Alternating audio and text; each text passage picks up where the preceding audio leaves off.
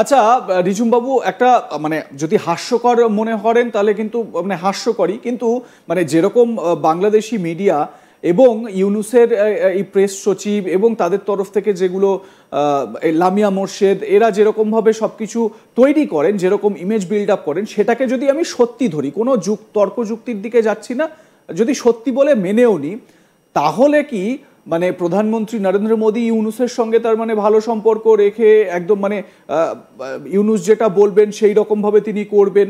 আর যদি সেটা হয় তাহলে হাসিনাকেও তো প্রত্যর্পণ করতে হয় বাংলাদেশের কাছে। মানে এটার কি মানে এটা শুনেই কি আপনার হাসি পাচ্ছে, নাকি এর কোনো বাস্তব ভিত্তি আপনি খুঁজে পাচ্ছেন? শবনদা, আমি আপনাকে একটা কথা বলি। সেটা হচ্ছে যে প্রথম কথা হচ্ছে যে ভারতের এই মিটিংটা আমি আগেই বলেছি যে আমার কাছে এক্সপেক্টেড ছিল অনেক আগেই যে এই জিনিসটা বলা, যে এই দখলদার বাহিনীকে, আমি বাংলাদেশ বলবো না, খেয়াল করে দেখবেন আমি বাংলাদেশ বলছি না, আমি বলছি দখলদার বাহিনী। এই দখলদার বাহিনীকে বুঝিয়ে বুঝিয়ে দেওয়া বা বলা, সেগুলোর কারণেও মিটিং হওয়াটা জরুরি। এবং আমি মনে করি যে এই মিটিং না, সামনে আরো মিটিং হবে, এবং সেই মিটিংয়ে ইতিমধ্যে ভারতের কূটনৈতিক মহল থেকে পরিষ্কার করে জানিয়ে দেওয়া হয়েছে যে এই অনির্বাচিত সরকারের সাথে আসলে কোনো ধরনের বড় কোনো ইস্যুতে যাবে না। দেখুন, বাংলাদেশের মিডিয়াতে সারাটাক্ষণ নরেন্দ্র মোদী, বিজেপি এবং সরকারকে, ভারতের সরকারকে নানানভাবে গালমন্দ সমালোচনা, তারপরে সোশ্যাল মিডিয়াতে তো নোংরা ভাষাতে শ্রী নরেন্দ্র মোদীকে আক্রমণ করা হয়, নানানভাবে আক্রমণ করা, আপনি জানেন, সেটা কমিউনাল আক্রমণ, সাম্প্রদায়িক আক্রমণ, তাকে নিয়ে তার ব্যক্তিগত চরিত্র খণ্ডন থেকে শুরু করে অনেক কিছু।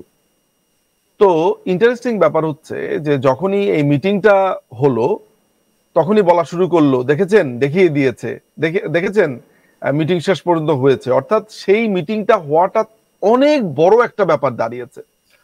তো যাকে নিয়মিত, যার চরিত্র খণ্ডন, চরিত্র অ্যাসাসিন করা হয়, যাকে নিয়ে নোংরা কথাবার্তা বলা হয় বাংলাদেশের বা এই দখলদার বাহিনীর মিডিয়াতে, সেই মানুষটার সাথে যখন মিটিং হয় তখন সেটা যখন একটা বড় ধরনের হেডলাইনে পরিণত হয়, বুঝতে হবে যে ভেতরে ভেতরে এটা ছিল একটা চরম আকাঙ্ক্ষিত একটা ব্যাপার, যে নরেন্দ্র মোদীর সাথে কবে দেখা হবে।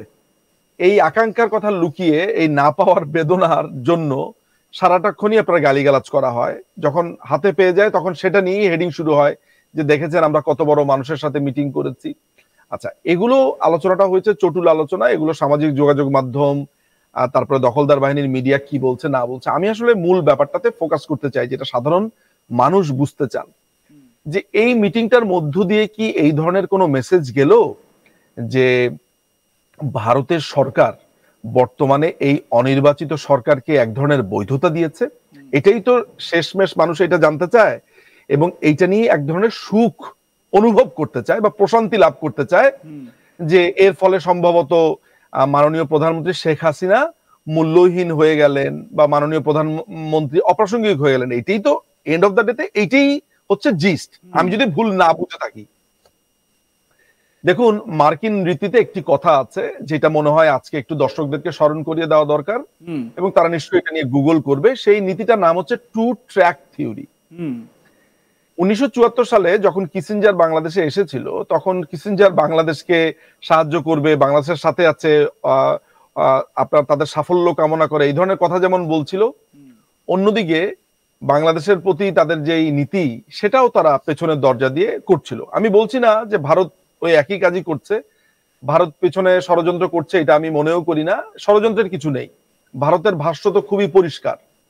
ভারতের ভাষ্য হচ্ছে বাংলাদেশে একটি সুষ্ঠু স্বাভাবিক প্রক্রিয়াতে নির্বাচিত সরকার ক্ষমতাতে না এলে যেই সরকারের সাংবিধানিক অসঙ্গতি রয়েছে তাদের সাথে আসলে কোনো ধরনের কূটনৈতিক সম্পর্ক থেকে শুরু করে নানান ধরনের ডিলিংস, এগুলো অসম্ভব হয়ে পড়বে। এখন এই কথাগুলো বলার জন্য ভারতকে, এই দখলদার বাহিনীকে অ্যাড্রেস করতে হবে।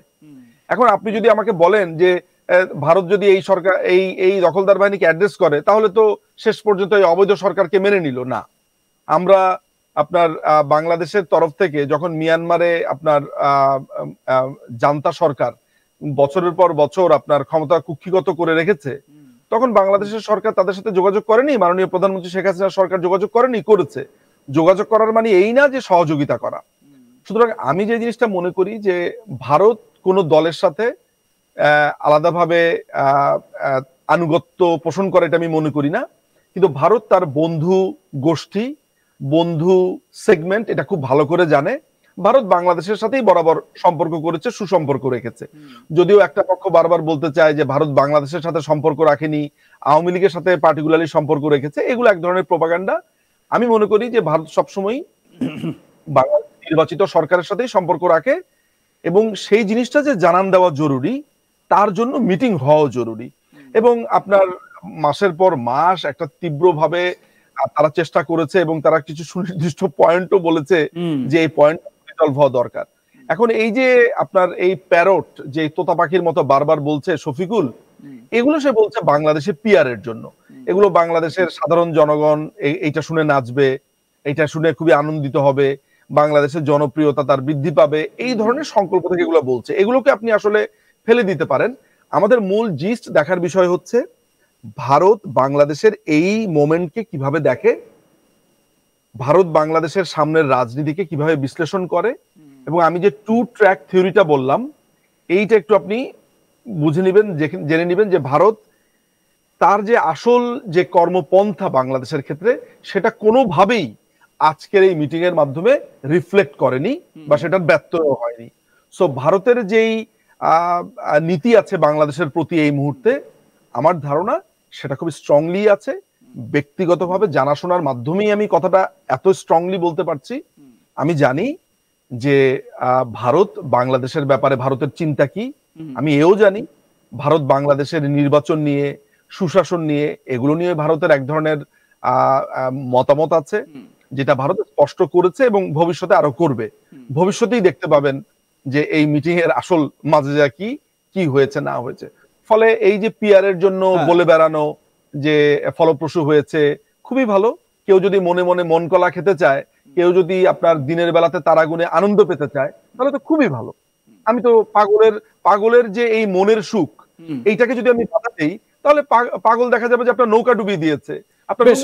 আমি ঠিক এই জায়গা থেকেই একটা প্রশ্নে আপনার কাছে আসবো, সেটা হচ্ছে আমরা এর আগে অনেকবার অনেক বিশ্লেষক, অনেক রাজনৈতিক বোদ্ধা, বাংলাদেশের অনেক সুধী মানুষ আমাদের সঙ্গে যাদের কথা হয়েছে, তারা প্রত্যেকেই একটা কথা বলছেন, কোথাও যেন একদম শুরু থেকে 5ই আগস্ট পরবর্তী পরিস্থিতি থেকেই তারা বলছেন কোথাও যেন মনে হচ্ছে মোহাম্মদ ইউনূসকে একটা কাঠের পুতুল করে পাঠানো হয়েছে, এবং তাকে যেরকমভাবে সাজিয়ে দেওয়া হচ্ছে তিনি ঠিক সেই রকমভাবেই করছেন। তার নিজস্ব কোনো বোধ বুদ্ধি নেই, নিজস্ব কোনো বক্তব্য নেই।